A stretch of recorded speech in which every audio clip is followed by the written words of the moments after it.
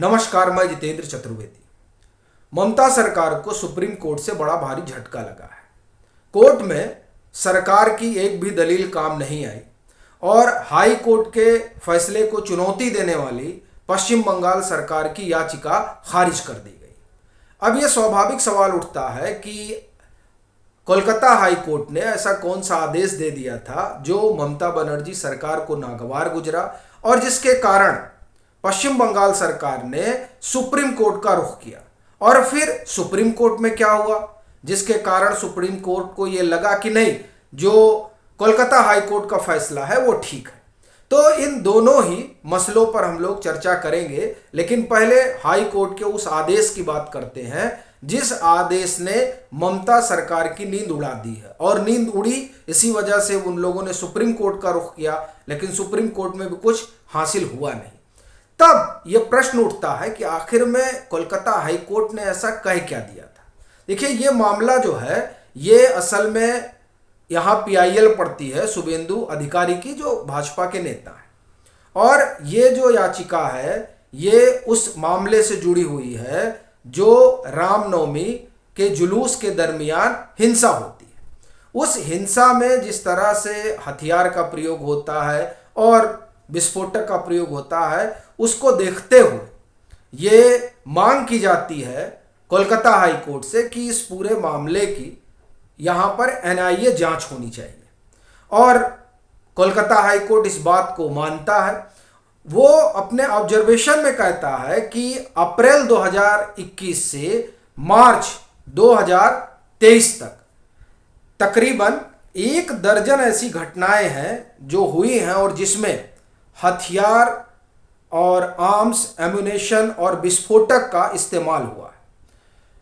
High court यह भी कहता है कि खास तौर पर अगर देखा जाए तो ये जो जिस तरह जो हिंसा हो रही है उसमें विस्फोटक का इस्तेमाल रेगुलर फीचर बन गया है।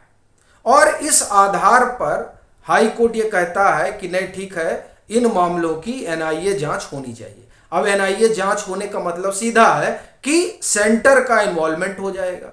और ये बात संभवतः ममता बनर्जी सरकार को ठीक नहीं लगी, तो सरकार ने सुप्रीम कोर्ट का रुख किया। सुप्रीम कोर्ट में जो बेंच इसकी सुनवाई कर रही थी वो सीजीआई थे, उसमें पादरीवाला और मनोज मिश्र, ये 3 लोग जो इस मामले की सुनवाई में थे।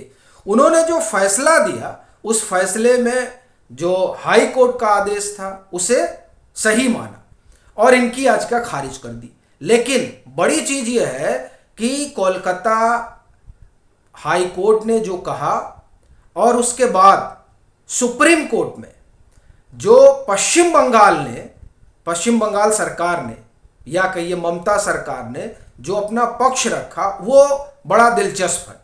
क्योंकि उसी पक्ष के जरिए वो ये कहना चाह रहे थे कि इस याचिका ये जो आदेश है कोलकाता हाई कोर्ट का, इस आदेश का कोई मतलब नहीं है और इस आदेश को आप जो है रद्द करिए, इस पर रोक लगा दीजिए।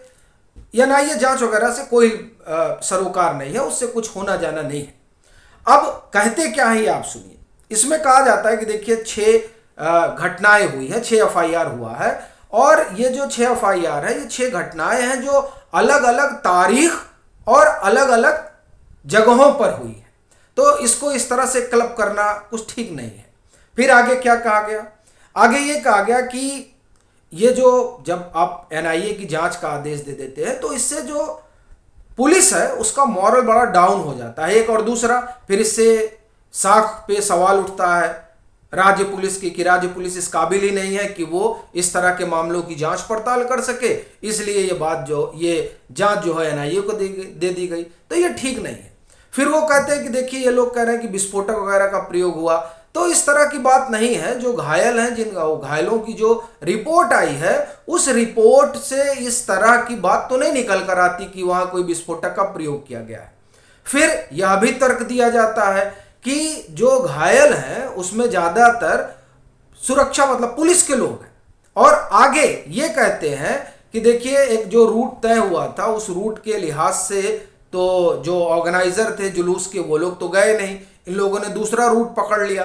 तो इस वजह से जो है इस तरह की घटना हुई। ये तमाम बातें सुप्रीम कोर्ट में रखी गई, लेकिन सुप्रीम कोर्ट को ये बात बहुत ठीक लगी नहीं, क्योंकि जो दूसरे तरफ से पक्ष रखा गया उस पक्ष में कई चीजें साफ तौर पर रेखांकित की गई कि आखिर क्यों जरूरी है कि ये जो हिंसा वगैरह हो रही है, और इस हिंसा में खास तौर से जिस तरह से विस्फोटक का प्रयोग हो रहा है, तो उसकी वजह से इसमें एनआईए का इन्वॉल्वमेंट बड़ा जरूरी है, और ये जांच इस वजह से एनआईए को दे दी जानी चाहिए। ये तमाम बातें वहां हुई और उसके बाद में सुप्रीम कोर्ट ने ये माना कि नहीं, जो हाई कोर्ट का आदेश है वो आदेश ठीक है, और उस आदेश के लिहाज से ये जांच पड़ताल जो एनआईए के पास गई है वो ठीक ही। और फिर उसमें कई और कानूनी पहलू रहे, और वो खास तौर पर आप ये कहें कि उस तरह के पहलू थे जो एनआईए के एक्ट से जुड़े हुए थे। तो इस वजह से भी ये एक बड़ा साउंड ग्राउंड बना कि जो हाई कोर्ट ने आदेश दिया है उस आदेश को बनाए रखा जाए, और जिस आधार पर ये लोग चाहते हैं, मतलब पश्चिम बंगाल सरकार चाहती है कि हाई कोर्ट के आदेश को खारिज कर दिया जाए, वो बात बन नहीं पाई। वैसे इसमें आप देखिए तो बड़ा मसला जो है वो यही है कि एनआईए जाएगी तो वो तमाम चीज़ें खुलेंगी जो अभी तक ढकी छुपी रही, और जो तमाम तरह के आरोप भाजपा की तरफ से लगते रहे। वैसे भी अगर ये एनआईए की जांच हो रही है तो मुझे लगता है कि इसमें पश्चिम बंगाल सरकार को ऐतराज भी नहीं करना चाहिए था, क्योंकि जो भाजपा आरोप लगाती रही है कि वहाँ पर इनको संरक्षण दिया जाता है या यहाँ पर इस तरह की चीज़ें जो है वो खूब हो रही हैं, तो ये तमाम आरोप अगर एनआईए जांच करेगी तो उन आरोपों से मुक्ति भी मिल जाएगी और सच जो है वो सामने आ जाएगा। लेकिन ऐसा लगता है कि पश्चिम बंगाल की जो सरकार है वो सरकार इस तरह के जांच पड़ताल से परहेज ही कर रही है। अब क्यों कर रही है ये अपने आप में बड़ा सवाल है, और फिर इससे एक संकेत यह भी निकलता है कि क्या जो भाजपा आरोप लगाती रही है वो आरोप ठीक है, क्या वाकई में जो जिस कानून व्यवस्था को लेकर सवाल खड़ा किया जाता रहा है क्या वो सही है।